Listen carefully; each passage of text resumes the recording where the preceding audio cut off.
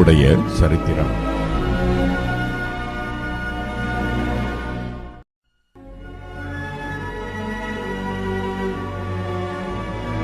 அதிகாரம் 38. அப்பொழுது கர்த்தர் பெருங்காற்றிலிருந்து யோபுக்கு உத்தரவாக, அறிவில்லாத வார்த்தைகளினால் ஆலோசனையை அந்தகாரப்படுத்துகிற இவன் யார்? இப்போதும் புருஷனைப் போல் இடை கட்டிக்கொள். நான் உன்னை கேட்பேன், நீ எனக்கு உத்தரவு சொல்லு. நான் பூமியை அஸ்திவாரப்படுத்துகிற போது நீ எங்கே இருந்தாய்? நீ அறிவாளியானால் அதை அறிவி. அதற்கு அளவு குறித்தவர் யார்? அதன் மேல் நூல் போட்டவர் யார்? இதை நீ அறிந்திருந்தால் சொல்லு. அதன் ஆதாரங்கள் எதன் மேல் போடப்பட்டது? அதன் கோடிக்கல்லை வைத்தவர் யார்? அப்பொழுது விடியற்காலத்து நட்சத்திரங்கள் ஏகமாய் பாடி, தேவபுத்திரர் எல்லாரும் கம்பீரித்தார்களே. கற்பத்திலிருந்து உதிக்கிறது போல் சமுத்திரம் புரண்டு வந்தபோது அதை கதவுகளால் அடைத்தவர் யார்? மேகத்தை அதற்கு வஸ்திரமாகவும் இருளை அதற்கு புடவையாகவும் நான் உடுத்தின போதும், நான் அதற்கு எல்லையை குறித்து அதற்கு தாழ்பால்களையும் கதவுகளையும் போட்டு, இம்மட்டும் வா, மிஞ்சி வராதே, உன் அலைகளின் பெருமை இங்கே அடங்க கடவது என்று நான் சொல்லுகிற போதும் நீ எங்கே இருந்தாய்? துஷ்டர்கள் பூமியிலிருந்து உதறி போடப்படும்படிக்கு அதன் கடையாந்திரங்களை பிடிக்கும் பொருட்டு உன் ஜீவ காலத்தில் எப்போதாவது நீ விடியற்காலத்துக்கு கட்டளை கொடுத்து அருணோதயத்துக்கு அதன் இடத்தை காண்பித்ததுண்டோ? பூமி முத்திரையிடப்பட்ட களிமண் போல் வேறே ரூபம் கொள்ளும். சகலமும் வஸ்திரம் தரித்திருக்கிறது போல் காணப்படும். துன்மார்க்கரின் ஒளி அவர்களை விட்டு எடுபடும். மேட்டிமையான புயம் முறிக்கப்படும். நீ சமுத்திரத்தின் அடித்தளங்கள் மட்டும் புகுந்து ஆழத்தின் அடியில் உலாவினதுண்டோ? மரண வாசல்கள் உனக்கு திறந்ததுண்டோ? மரண இருளின் வாசல்களை நீ பார்த்ததுண்டோ?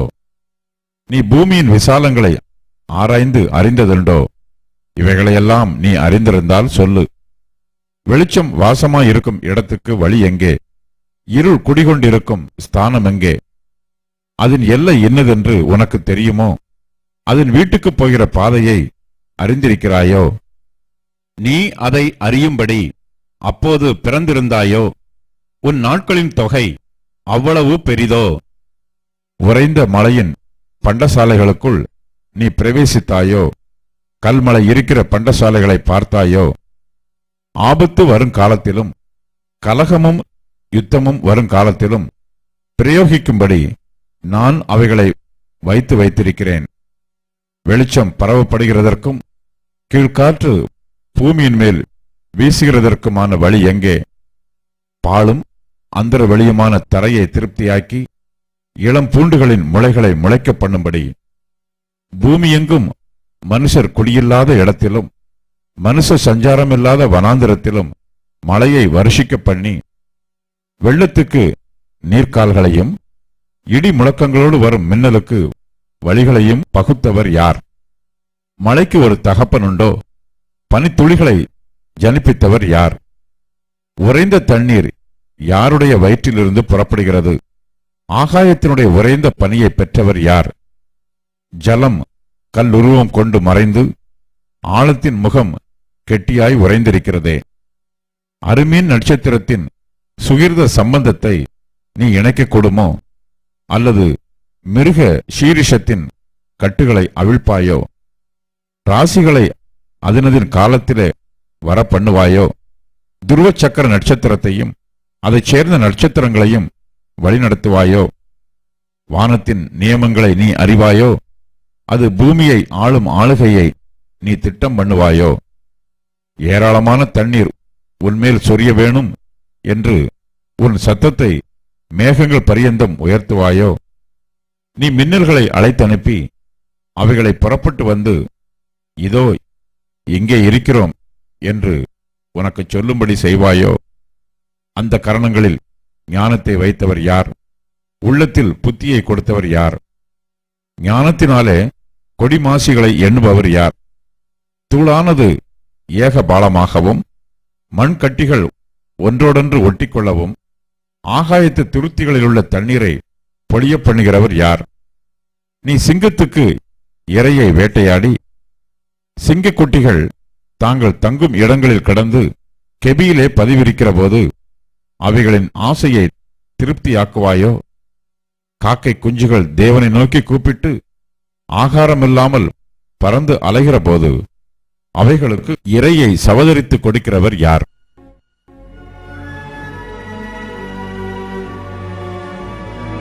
அதிகாரம் 39.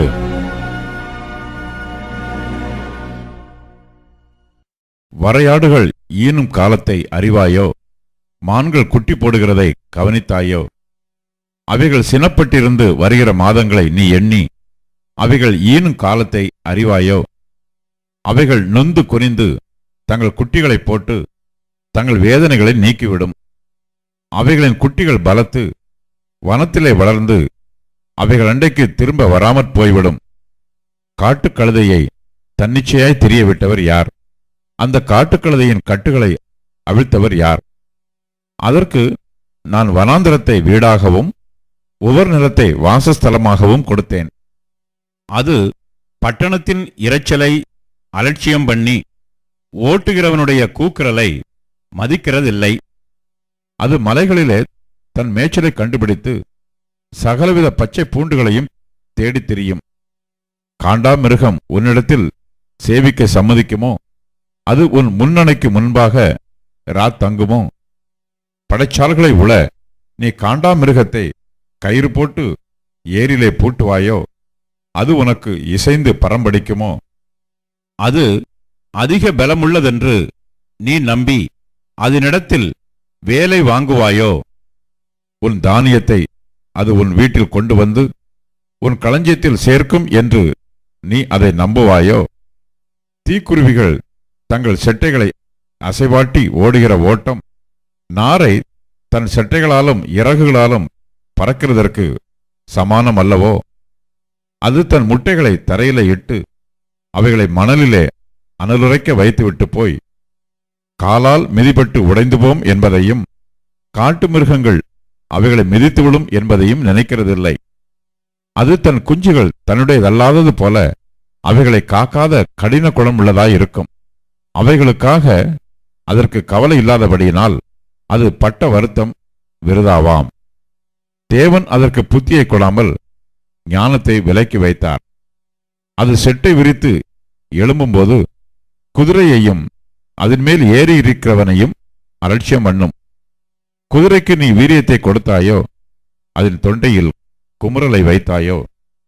ஒரு வெட்டுக்கிளியை மிரட்டுகிறது போல அதை மிரட்டுவாயோ? அதனுடைய நாசியின் செருக்கு பயங்கரமாயிருக்கிறது. அது தரையிலே தாளடித்து தன் பலத்தில் கழித்து ஆயுதங்களை தரித்தவருக்கு எதிராக புறப்படும்.